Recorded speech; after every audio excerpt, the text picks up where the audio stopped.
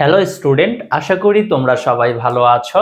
Lesson এটেকের পক্ষ থেকে মৌলের পর্যায়বৃত্ত ধর্ম ও রাসায়নিক বন্ধনের 17 নম্বর লেকচারে তোমাদের সবাইকে স্বাগতম জানাচ্ছি। আজকের লেকচারে আমরা মৌলের পর্যায়বৃত্ত ধর্মের পরমাণুর আকার নিয়ে বিস্তারিত আলোচনা করব। ওকে, আমাদের আজকের ক্লাসের টপিক হচ্ছে পরমাণুর আকার। ঠিক আছে, এটার আমরা গ্রুপ ভিত্তিক এবং পর্যায় ভিত্তিক সম্পর্ক দেখব। ওকে, আসলে পরমাণুর আকারটা এটা মূলত নির্ভর করে নিউক্লিয়াস কর্তৃক সর্বশেষ শক্তি স্তরের আকর্ষণের উপর। ঠিক আছে, নিউক্লিয়াস কর্তৃক সর্বশেষ শক্তি স্তরের ইলেকট্রনের আকর্ষণের উপর এই পরমাণুর আকারটা নির্ভর করবে। ওকে, চলো আমরা দেখি। দেখো, তৃতীয় পর্যায়ের মৌলগুলো একটু আমরা দেখি। হ্যাঁ, তৃতীয় পর্যায়ের মৌল কোনগুলো? সোডিয়াম, ম্যাগনেসিয়াম, অ্যালুমিনিয়াম, সিলিকন, তারাই তো তৃতীয় পর্যায়ের মৌল, তাই না? দেখো, তৃতীয় পর্যায়, এই পর্যায় ভিত্তিক সম্পর্কে জানো কি হবে?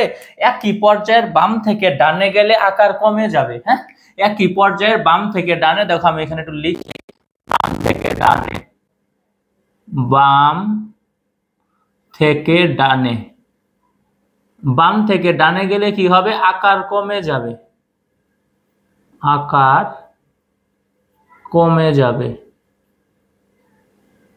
কমে যাবে। ঠিক আছে, আর গ্রুপের উপর এটা কি? এটা হচ্ছে পর্যায় ভিত্তিক সম্পর্ক, পর্যায় ভিত্তিক, এটা হচ্ছে পর্যায় ভিত্তিক সম্পর্ক। ঠিক আছে, আর উপর থেকে নিচ, গ্রুপের উপর থেকে নিচে গেলে কি হবে? আকার বেড়ে যাবে। ও বাম থেকে ডানে,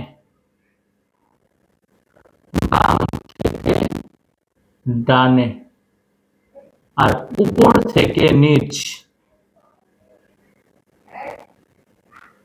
উপর থেকে নিচ, এক্ষেত্রে কি হবে? আকার বেড়ে যাবে, বেড়ে যাবে। এটা হচ্ছে গ্রুপ ভিত্তিক সম্পর্ক। ঠিক আছে, আমরা এগুলোর প্রমাণ দেখব। দেখো, আমরা পর্যায় ভিত্তিক তৃতীয় পর্যায়ের মৌলগুলো দেখি। তৃতীয় পর্যায়ের মৌল কোনগুলো আছে ভাই? সোডিয়াম, সোডিয়ামের পারমাণবিক সংখ্যা কত? 11। এর সর্বশেষ শক্তি স্তরে ইলেকট্রন কয়টা থাকে? একটা থাকে কিন্তু। হ্যাঁ, দেখো, সোডিয়াম, পরে কি? ম্যাগনেসিয়াম, পরে অ্যালুমিনিয়াম,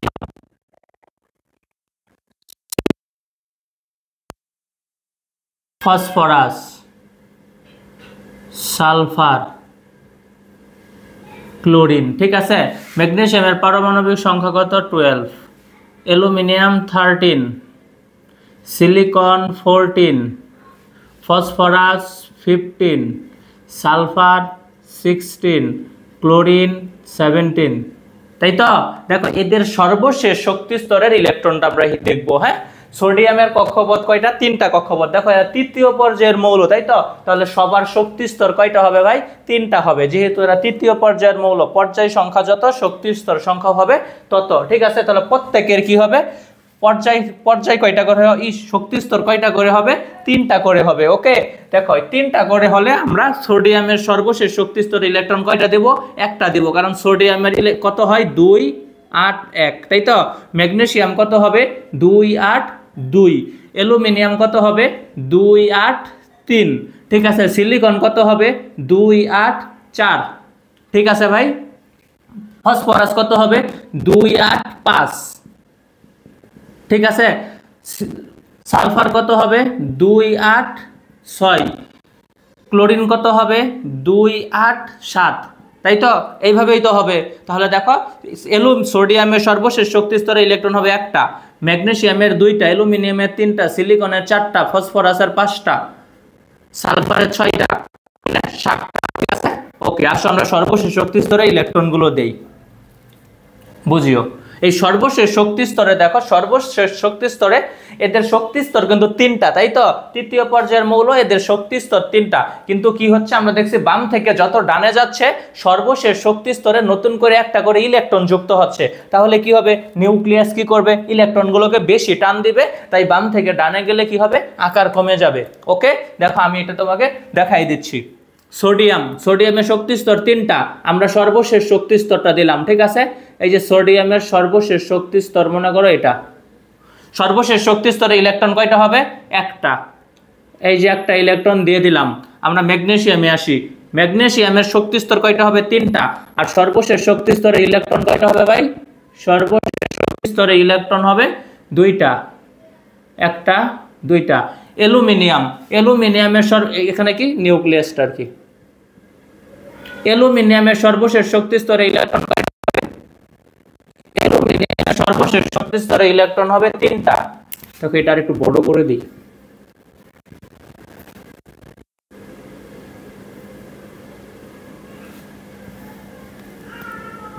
দুইটা ম্যাগনেসিয়ামের।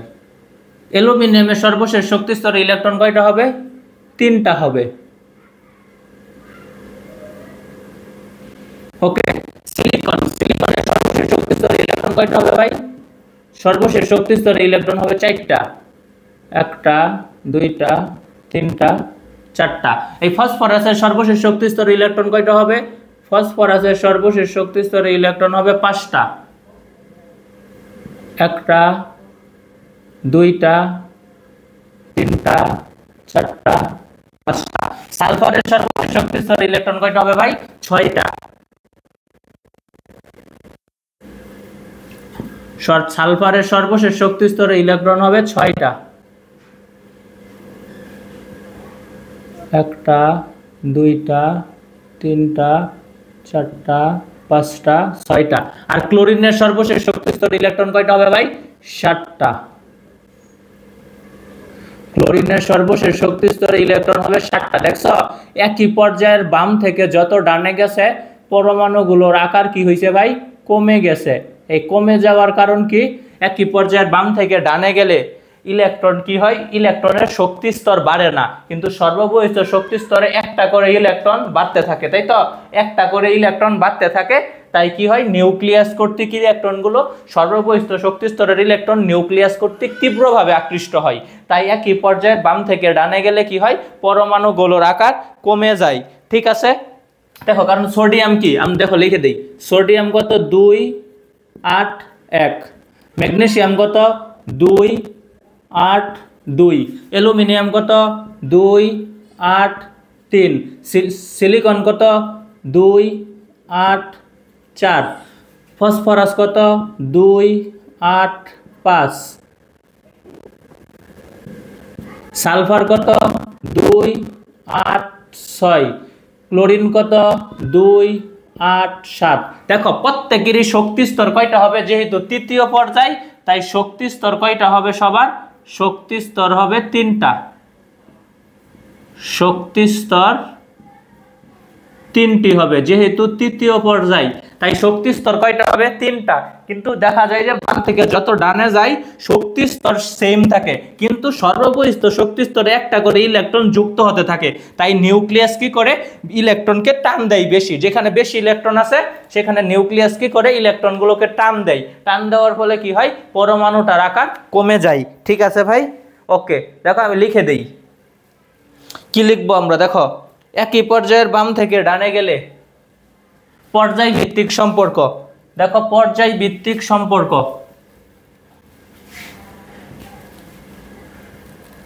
দেখো, এটাকে মুছে দেই, সুন্দর হবে, বুঝছো? পর্যায় ভিত্তিক সম্পর্ক, খেয়াল করো। পর্যায় ভিত্তিক সম্পর্ক। পর্যায় ভিত্তিক সম্পর্কে কি হবে? একই পর্যায়ের বাম থেকে ডানে গেলে পারমাণবিক সংখ্যা বৃদ্ধি পায়। একই পর্যায়ের বাম থেকে ডানে গেলে পারমাণবিক সংখ্যা বৃদ্ধি পায়। একই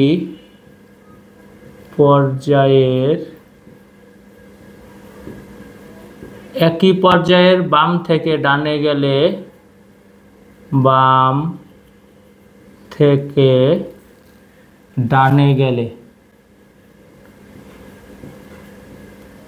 একই পর্যায়ের বাম থেকে ডানে গেলে পারমাণবিক সংখ্যা বৃদ্ধি পায়। ঠিক আছে? ফলে সর্বশেষ শক্তি স্তরে একটি করে ইলেকট্রন যুক্ত হয়। পর্যায়ের বাম থেকে ডানে গেলে পারমাণবিক সংখ্যা বৃদ্ধি পায়। পারমাণবিক সংখ্যা বৃদ্ধি পায়। একই পর্যায়ের বাম থেকে ডানে গেলে পারমাণবিক সংখ্যা বৃদ্ধি পায়। ঠিক আছে, তো পরে কি পারমাণবিক সংখ্যা বৃদ্ধি পাওয়ার ফলে কি হবে? ফলে সর্বশেষ শক্তি স্তরে একটা করে ইলেকট্রন যুক্ত হয়। ফলে সর্বশেষ শক্তি স্তরে সর্বশেষ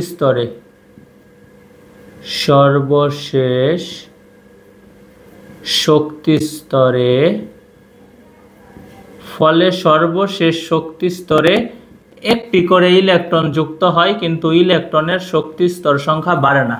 সর্বশেষ শক্তি স্তরে একটি করে ইলেকট্রন যুক্ত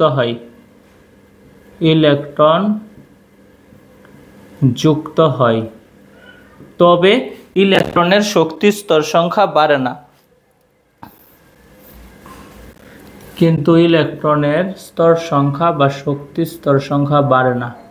কিন্তু ইলেকট্রনের শক্তি স্তর সংখ্যা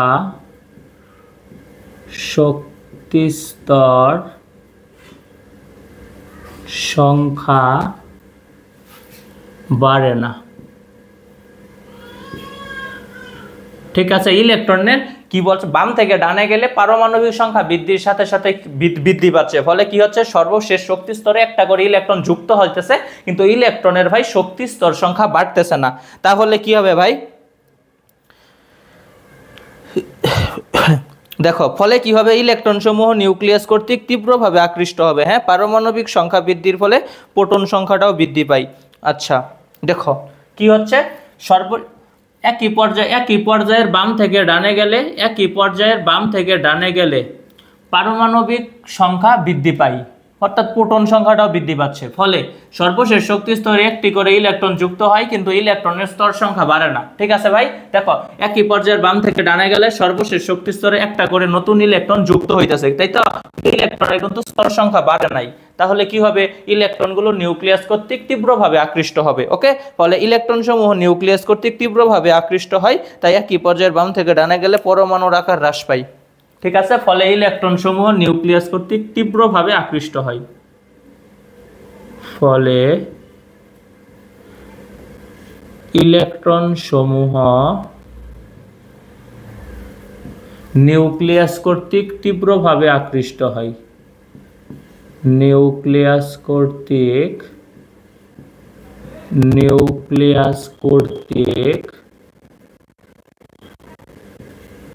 তীব্রভাবে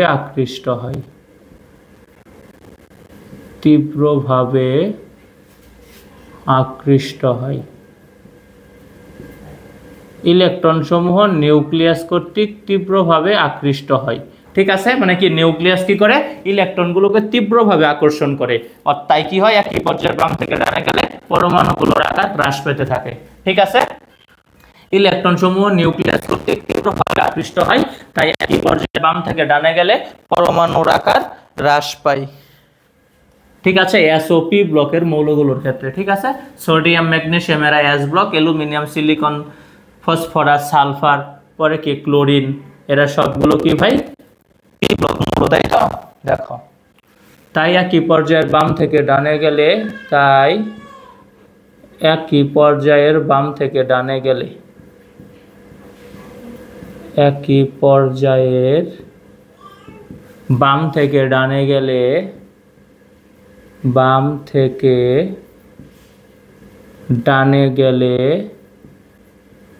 ডানে গেলে পরমাণুর আকার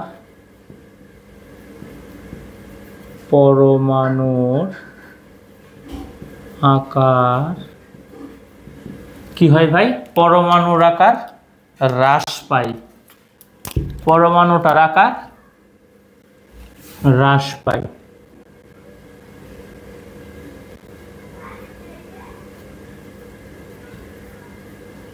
ঠিক আছে, একই পর্যায়ের বাম থেকে ডানে গেলে কি হয়, পরমাণুর আকার হ্রাস পায়। এই ছিল আমাদের পর্যায়ভিত্তিক সম্পর্ক। একই পর্যায়ের বাম থেকে ডানে গেলে কি হবে? বাম থেকে ডানে গেলে পরমাণুর আকার হ্রাস পাবে। এটাই ছিল কি ভাই? আমাদের পর্যায়ভিত্তিক সম্পর্ক। ঠিক আছে, একই পর্যায়ের বাম থেকে ডানে গেলে, একই পর্যায়ের বাম থেকে ডানে গেলে পারমাণবিক সংখ্যা বৃদ্ধি পায়, ফলে সর্বশেষ শক্তি স্তরে একটা করে নতুন ইলেকট্রন যুক্ত হয়, কিন্তু ইলেকট্রনের শক্তি স্তর সংখ্যা বাড়ে না, ফলে নিউক্লিয়াস কর্তৃক ইলেকট্রন সমূহ তীব্রভাবে আকৃষ্ট হয়। অর্থাৎ একই পর্যায়ের বাম থেকে ডানে গেলে পরমাণুর আকার হ্রাস পায়। ভাই যদি একই পর্যায়ের ডান থেকে বামে আসতো তখন কি হইতো? একই পর্যায়ে মনে করো ডান থেকে বামে, তখন কি বলতাম? সর্বশেষ শক্তি স্তরে একটা করে ইলেকট্রন কমতে থাকে, তাই ইলেকট্রন নিউক্লিয়াস কর্তৃক কি হয়? কম আকৃষ্ট হয়, অর্থাৎ কি আকার বেড়ে যায়। ওকে, এটার উল্টো ব্যাখ্যাটা বললাম আমরা। ওকে, ঠিক আছে, আমরা এবার গ্রুপ ভিত্তিক সম্পর্ক দেখব। হ্যাঁ, আশা করি আপনারা পর্যায় ভিত্তিক সম্পর্কটা বুঝতে পেরেছেন। এখন আমরা গ্রুপ ভিত্তিক সম্পর্ক দেখব। আসো,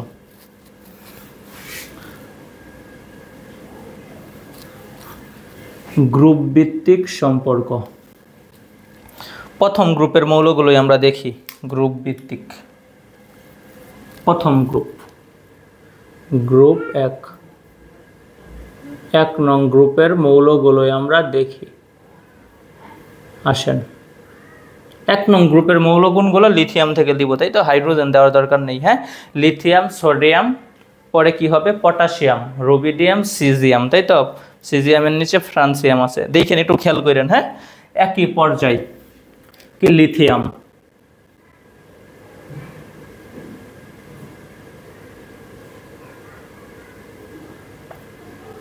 লিথিয়াম বলেন, লিথিয়ামের পারমাণবিক সংখ্যা কত? লিথিয়ামের পারমাণবিক সংখ্যা হচ্ছে 3, তাই তো?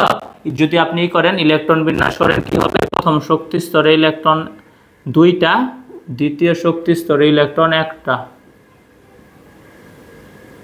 ঠিক আছে, ওকে। লিথিয়ামের নিচে কি আছে? সোডিয়াম,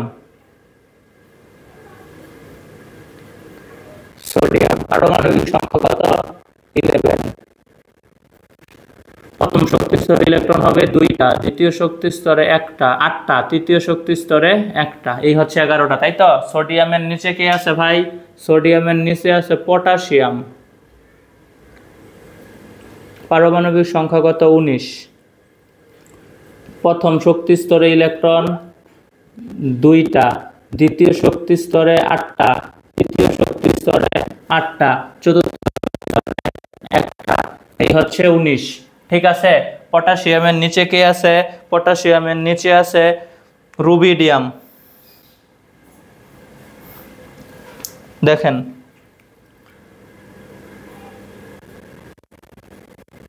রুবিডিয়াম, ঠিক আছে? রুবিডিয়ামের পারমাণবিক সংখ্যা কত? 37। দেখেন, প্রথম শক্তি স্তরে ইলেকট্রন কয়টা হবে রুবিডিয়ামের? রুবিডিয়ামের প্রথম শক্তি স্তরে ইলেকট্রন 2টা, দ্বিতীয় শক্তি স্তরে কয়টা? 8টা, তৃতীয় শক্তি স্তরে ইলেকট্রন হচ্ছে 18টা। ঠিক আছে, চতুর্থ শক্তি স্তরে ইলেকট্রন হচ্ছে 8টা, পঞ্চম শক্তি স্তরে ইলেকট্রন 1টা, সর্বশেষ শক্তি স্তরে সবার ইলেকট্রন 1টা করে আছে। ঠিক আছে, সিজিয়ামটা দেখাই দিই। দেখেন, সিজিয়ামের পারমাণবিক সংখ্যা কত?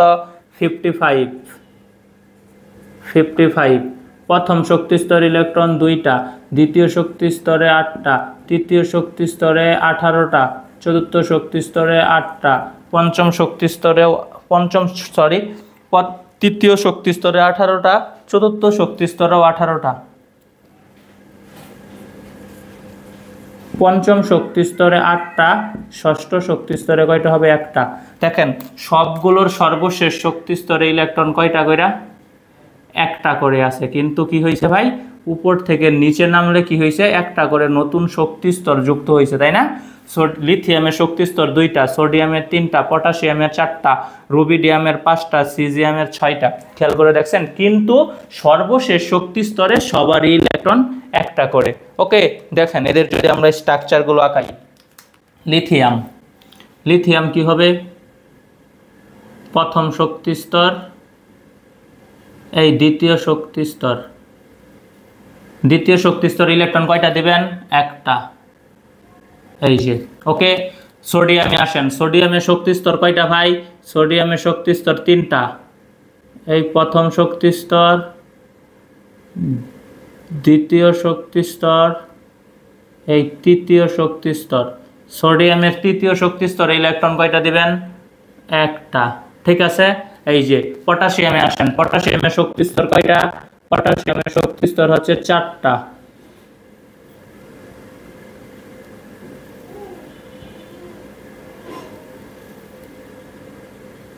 বলেন পটাশিয়ামের চতুর্থ শক্তি স্তরে ইলেকট্রন কয়টা দিবেন? ইলেকট্রন দিবেন একটা। ঠিক আছে। রুবিডিয়ামে আসেন, রুবিডিয়ামের শক্তি স্তর কয়টা? 5টা, তাই তো?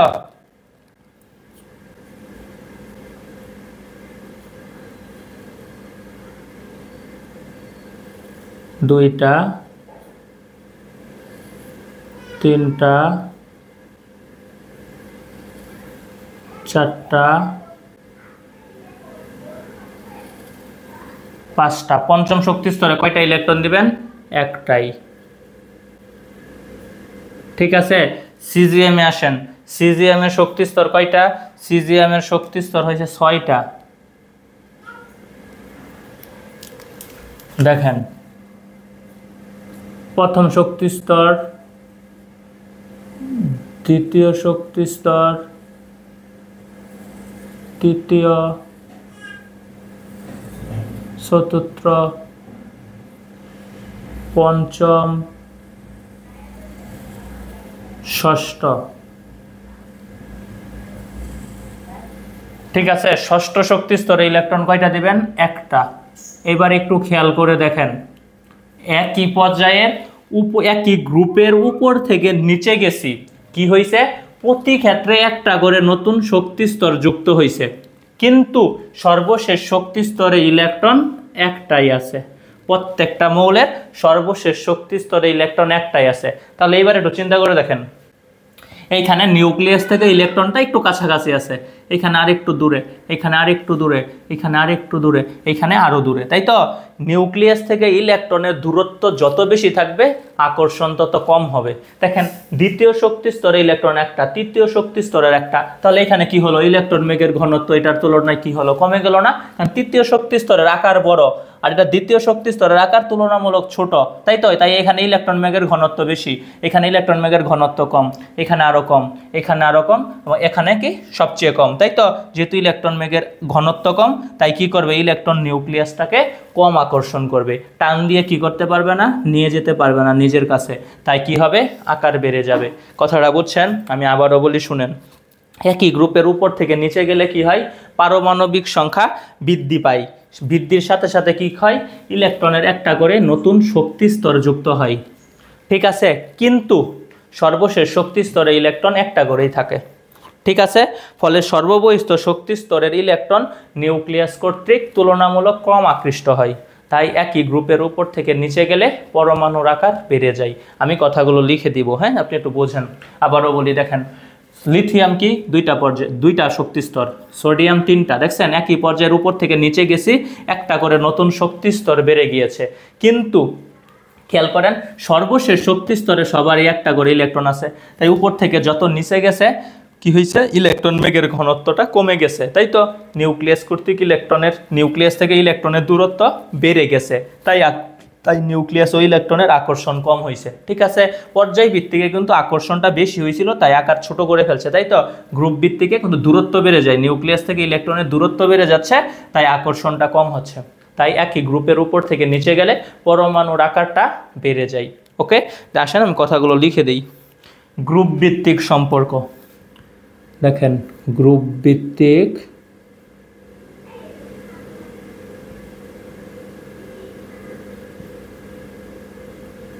গ্রুপ ভিত্তিক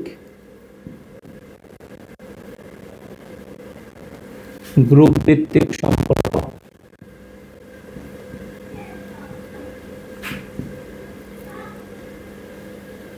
খেয়াল করবেন গ্রুপ ভিত্তিক সম্পর্ক কি হবে ভাই? একই গ্রুপের উপর থেকে নিচে গেলে, একই গ্রুপের উপর থেকে নিচে গেলে উপর থেকে একই গ্রুপের উপর থেকে নিচে গেলে, হ্যাঁ, একই গ্রুপের উপর থেকে নিচে গেলে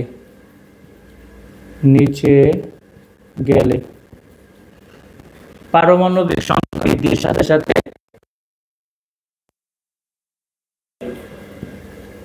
পারমাণবিক সংখ্যা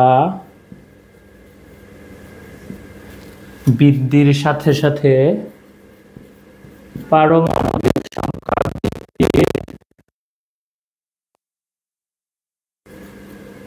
পারমাণবিক সংখ্যা বৃদ্ধির সাথে সাথে ইলেকট্রনের একটি করে নতুন শক্তি স্তর যুক্ত হয়। ইলেকট্রনের জন্য নতুন কক্ষপথ বা শক্তি স্তর যুক্ত হয়। সাথে সাথে ইলেকট্রনের জন্য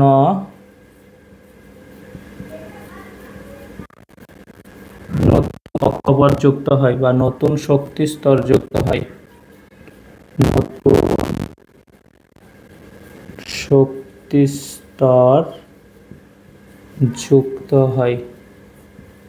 ইলেকট্রনের জন্য নতুন শক্তি স্তর যুক্ত হয়। ঠিক আছে, একই গ্রুপের উপর থেকে নিচে গেলে পারমাণবিক সংখ্যা বৃদ্ধির সাথে সাথে ইলেকট্রনের জন্য নতুন শক্তি স্তর যুক্ত হয়। ঠিক আছে, ফলে সর্ববহিস্থ শক্তি স্তরের প্রতি নিউক্লিয়াসের আকর্ষণ কম হয়।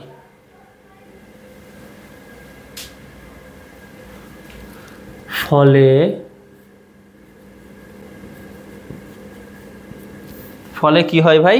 ফলে সর্ববহিস্থ শক্তি স্তরের প্রতি সর্ববহিস্থ শক্তি স্তরের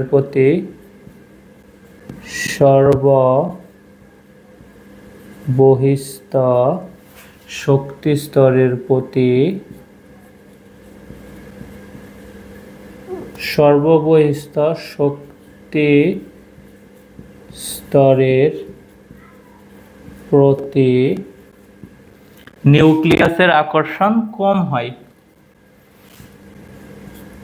সর্ববহিস্থ শক্তি স্তরের প্রতি নিউক্লিয়াসের আকর্ষণ কম হয়, বা সর্ববহিস্থ শক্তি স্তরের ইলেকট্রনের প্রতি নিউক্লিয়াসের আকর্ষণ কম হয়।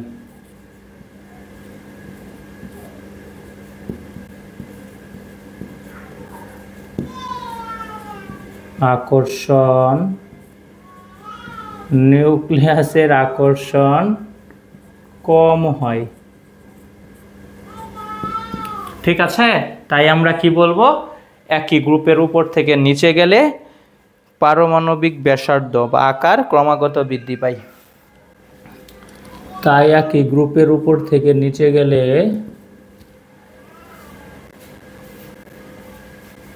একই গ্রুপের উপর থেকে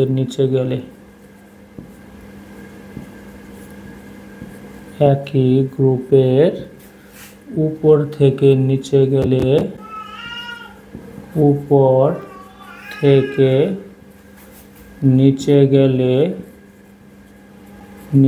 গেলে পরমাণুর আকার বৃদ্ধি পায়।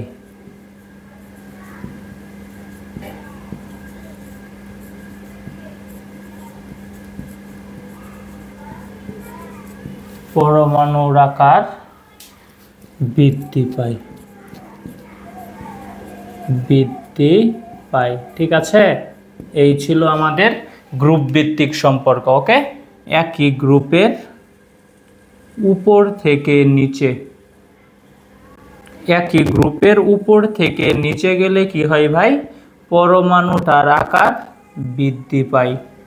ঠিক আছে, কেন বৃদ্ধি পায়? কারণ একই গ্রুপের উপর থেকে নিচে গেলে পারমাণবিক সংখ্যা বৃদ্ধির সাথে সাথে ইলেকট্রনের একটা করে নতুন শক্তি স্তর যুক্ত হয়। ফলে সর্ববহিস্থ শক্তি স্তরের প্রতি নিউক্লিয়াসের আকর্ষণটা কম হয়। ঠিক আছে, তাই একই গ্রুপের উপর থেকে নিচে গেলে পারমাণবিক সংখ্যা বৃদ্ধির সাথে সাথে কি হয়? তাই একই গ্রুপের উপর থেকে নিচে গেলে পরমাণুর আকারটা বেড়ে যায়। ঠিক আছে, আর যদি একই গ্রুপের নিচ থেকে উপরে যাইতা তাহলে কি হইতো ভাই? ইলেকট্রনের একটা করে শক্তি স্তর হ্রাস পেত, তাই তো ইলেকট্রন আর নিউক্লিয়াসের প্রতি আকর্ষণটা আস্তে একটু বাড়তো। ঠিক আছে, তাই একই গ্রুপের উপর নিচ থেকে উপরে গেলে কি হতো ভাই? পরমাণুটার আকার আস্তে আস্তে কি হইতো? কমতে থাকতো। ঠিক আছে, এটা উল্টো, যদি উল্টোটা বলে তখন এটার উল্টোটা বলবা, ঠিক আছে? যদি এটা তো নিচ থেকে উপর থেকে নিচে, যদি নিচ থেকে উপরে বলতো তাহলে এটার উল্টোটা বলবা, হ্যাঁ? আর আগে আমরা পর্যায়ভিত্তিক সম্পর্ক দেখে ফেলেছি, ঠিক আছে? এই ছিল মৌলসমূহের পর্যায়বৃত্ত ধর্মের পরমাণুর আকার। বুঝতে পেরেছ? আশা করি তোমরা সবাই আজকের ক্লাসটি বুঝতে পেরেছ। আজকের ক্লাসটি এ পর্যন্তই থাকবে। তোমরা সবাই ভালো থেকো, সুস্থ থেকো। ধন্যবাদ।